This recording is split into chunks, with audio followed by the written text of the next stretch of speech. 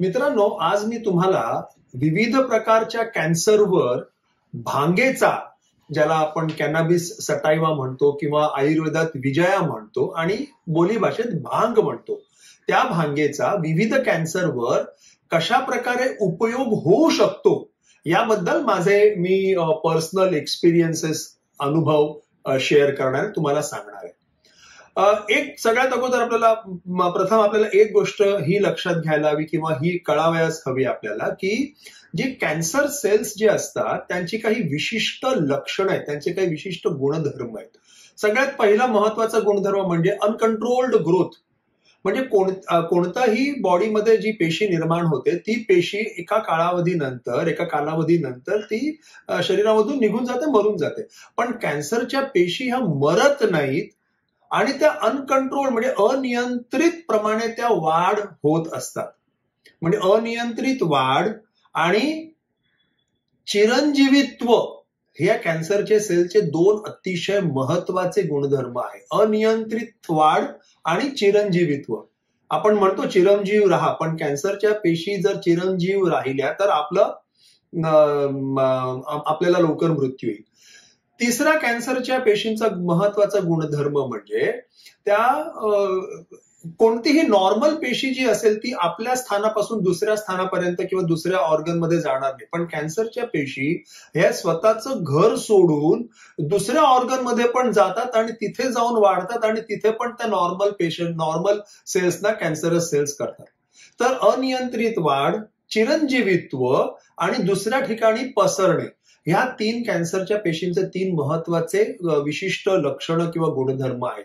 याशिवाय प्रतिकार शक्तीला विरोध करणे, त्यांची वेगळ्या प्रकारची एक स्वतःची मेटाबॉलिक यंत्रणा असते आणि केमोथेरपीला रेझिस्टन्स करणे, ह्या उर्वरित तीन कॅन्सरच्या पेशींचे विशिष्ट गुणधर्म आहेत. जर या तीनही गुणधर्मांना आपण वनस्पतीने म्हणा, औषधाने म्हणा, जर आपण नियंत्रित करू शकलो तर निश्चितच कॅन्सरमध्ये चांगला उपयोग होऊ शकतो. मॉलिक्युलर बायोलॉजी किंवा मॉलिक्युलर केमिस्ट्रीच्या संशोधनामुळे आपल्याला बरेचसे असे मार्गिका आपल्याला कळल्यात की जेणेकरून कॅन्सरच्या पेशी कशा प्रकारे पसरतात किंवा कॅन्सरच्या पेशी कशा प्रकारे कोणत्या प्रकारचे मॉलिक्युल्सचा यूज करून वाढतात. ओके, तर त्याचा उपयोग करून, त्या अभ्यासाचा उपयोग करून कॅनॅबिस वरती जगभरात खूप संशोधन झालंय आणि हे संशोधन चांगल्या वैद्यकीय जर्नल्समध्ये प्रसिद्ध झालेलं आहे. ओके, तर या संशोधनानुसार मी देखील कॅनॅबिस, भांग ज्याला आपण म्हणतो, माझ्या प्रयोगात, माझ्या वैद्यकीय प्रॅक्टिसमध्ये वापरतोय. कोणत्याही पेशीची वाढ व्हायला एक सायक्लिन डिपेंडंट कायनेजेस सारखे बरेचसे काही मॉलिक्युल्स आहेत, ते जरुरी असतात. तर कॅनॅबिस या सायक्लिन डिपेंडंट कायनेजेसलाच अरेस्ट करतो. जे बरेचसे दुसरे ग्रोथ फॅक्टर्स आहेत त्यांना पण तो अरेस्ट करतो. प्रत्येक सेल्सला म्हणजे मारण्यासाठी, जर ॲबनॉर्मल असेल ती सेल, तर त्या सेल्सना मारण्यासाठी शरीर P53 किंवा दुसरे काही मॉलिक्युल्स निर्माण करत असतो आतमध्ये. कॅन्सरचे सेल्स हे P53 ला निर्माण होऊ देत नाही. भांगे त्यामध्ये असे गुणधर्म आहेत की ते P53 मॉलिक्युलला वाढवतात. त्याचबरोबर दुसरे जे अपोप्टोटिक मॉलिक्युल्स आहेत, ज्या सेल्सना मारणारे मॉलिक्युल्स आहेत, ओके, इंट्रासेल्युलर सेरामाइड म्हणा, तर त्या सेरामाइडना, P53 ला आणि अन्य अपोप्टोटिक मॉलिक्युल्सना भांग ही प्रद्युक्त करते, उत्पन्न करते जास्त प्रमाणात. आणि ही क्रिया स्पेशली कॅन्सरच्या सेल्समध्येच होते. त्यामुळे कॅन्सरचे सेल्स मरतात पण तुमच्या नॉर्मल पेशींना धक्काही लागत नाही. आणि त्यामुळेच जर कॅनॅबिस घेत राहिले कोणी तर नॉर्मल पेशींना काही त्रास होत नाही. नंतर अनियंत्रित वाढ, पेशंट सेल्सना मारणं, ओके. आणि तिसरं मी म्हटल्याप्रमाणे की त्या पेशी ज्या आहेत कॅन्सरच्या, त्या एका ठिकाणाहून दुसऱ्या ठिकाणी जातात, प्रॉलिफरेशन होतात. तर त्या प्रॉलिफरेशनला पण थांबवण्यासाठी ज्या मार्गिकाचा, एम्टॉर रिसेप्टर फॉर एक्झाम्पल, त्या रिसेप्टरचा या कॅन्सरच्या पेशी उपयोग करतात. तर या एम्टॉर रिसेप्टरला पण देखील कॅनॅबिसच्या पेशी थोपवून धरतात. तर अनियंत्रित वाढ कॅन्सरची थांबवली जाते, त्यांना मारलं जातं आणि प्रॉलिफरेशन पण त्यांचं थांबवलं जातं. दुसरा महत्वाचा उपयोग होतो कॅनॅबिस किंवा भांगेच्या मुळे आपली प्रतिकार शक्ती जी असते, मॅक्रोफेजेस, डेंड्रायटिक सेल्स, जे काही महत्वाच्या पेशी आहेत त्या उद्युक्त होऊन कॅन्सर सेल्सना मारतात आणि या मेलेल्या कॅन्सरच्या पेशींना तुमच्या हायर इम्युनिटीला म्हणजे सायटोटॉक्सिक टी सेल्सकडे त्या घेऊन जातात आणि सायटोटॉक्सिक टी सेल्सना स्टिम्युलेट करून त्या ठिकाणी घेऊन येतात. सायटोटॉक्सिक टी सेल्स उद्युक्त झाल्यावर त्या बाकीच्या ज्या कॅन्सरच्या पेशी आहेत त्यांच्यावरती हल्ला करून त्यांना पण ते काढून टाकतात.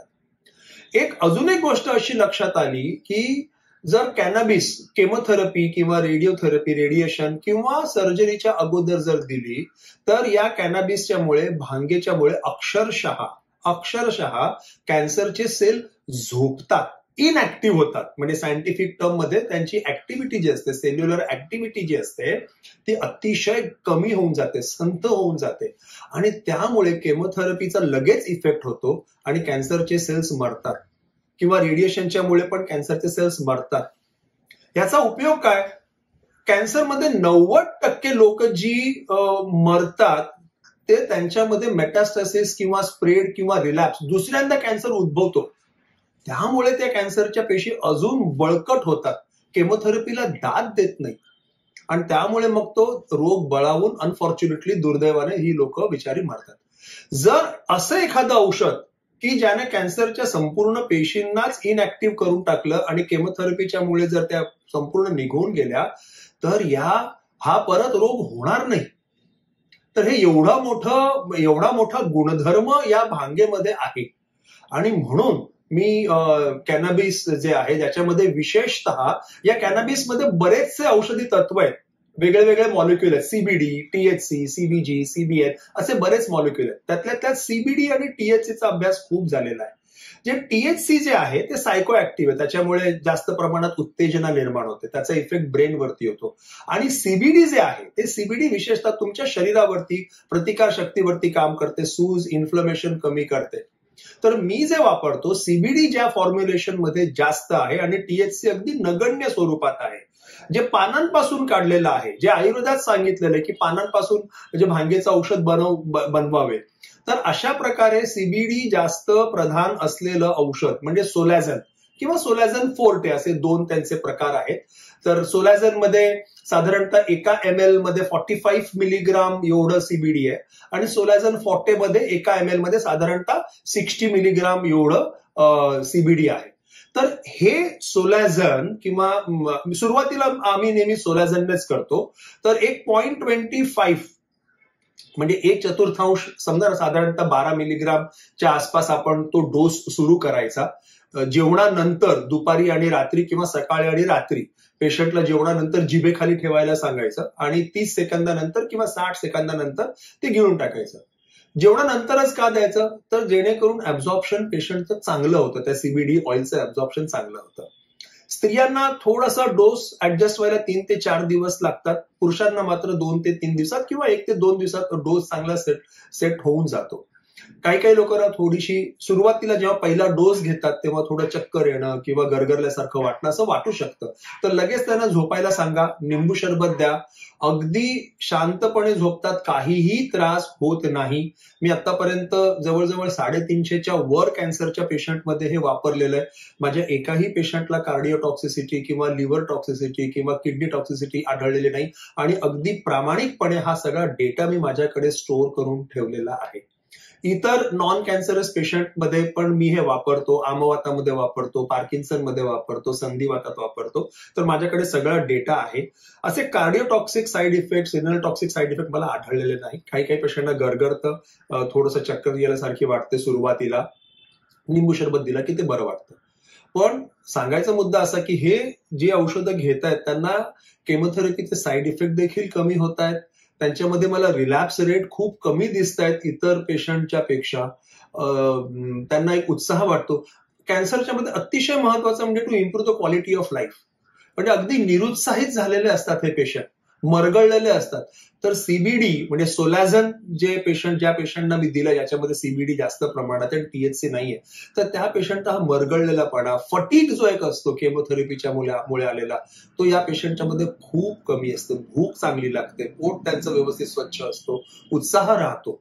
तर हे सोलॅझन अनियंत्रित वाढ पण थांबवायला मदत करतो, कॅन्सरच्या पेशींची त्यांना मारतोही, ओके, आणि त्यांना पसरवायलाही थांबवतो. आणि तुम्ही हे तुमच्या ऑन्कोलॉजिस्ट, तुमचे जे काही कॅन्सर स्पेशालिस्ट डॉक्टर आहेत त्यांच्याशी पण तुम्ही डिस्कस करून केमोथेरपीच्या बरोबर हे सोलॅझन तुम्ही देऊ शकता. ज्या दिवशी केमोथेरपी घ्यायची असेल, ज्या दिवशी पेशंट हॉस्पिटलमध्ये असेल, त्या दिवशी फक्त मी हे देत नाही. आदल्या दिवशी रात्रीपर्यंत सोलॅझन त्याचा जो काही डोस असेल 0.5 ml किंवा 1 ml सकाळ संध्याकाळ तेवढा डोस मी पेशंटला देतो. हॉस्पिटलमधून घरी आले पेशंट की परत दुसऱ्या दिवशीपासून आपण हा डोस सुरू करू शकतो. साधारणतः 6 महिने वर्षभर पर्यंत देखील पेशंट आरामात घेतात. काही साईड इफेक्ट त्यांचे मला आढळलेले नाही. सुरुवात 0.25 ml सकाळ संध्याकाळ, नंतर 0.5 ml सकाळ संध्याकाळ, म्हणजे 45 मिलीग्राम एका दिवसाला जाईल. ज्याप्रमाणे पेशंट टॉलरेट करेल त्याप्रमाणे तुम्ही 1 ml सकाळ संध्याकाळ म्हणजे 90 मिलीग्रामचा डोस होईल. जे वैद्यकीय संशोधनात जर्नल्समध्ये रिसर्च पब्लिश झालेले आहे, तर त्यांच्या अनुषंगाने 10 मिलीग्राम पर केजी एवढा डोस आपण देऊ शकतो. म्हणजे साधारणतः जर 60 किंवा 70 किलोचा व्यक्ती असेल तर त्याला 600 ते 700 मिलीग्राम पर्यंत आपण सीबीडी हे देऊ शकतो. मी तेवढं अजून दिलेलं नाहीये. मी 150, मॅक्सिमम काही झालं तर 200 मिलीग्राम पर्यंतच मी आतापर्यंत दिलेलं आहे. तर मला असं विचित्र दुसरे काही अनुचित साईड इफेक्ट असे काही आढळलेले नाही. आणि patient are very happily taking it, they are very happy. Result मला चांगले मिळतात. आपण देखील या कॅनॅबिसच्या वरती अभ्यास करा आणि सोलॅझन प्लेन किंवा सोलॅझन फॉटे हे तुम्ही तुमच्या पेशंटला ज्याप्रमाणे आवश्यकता आहे त्याप्रमाणे तुम्ही त्यांना समजवू शकता आणि पेशंटच्या ऑन्कोलॉजिस्टची जर परमिशन असेल तर तुम्ही ते वापरू शकता. नमस्कार.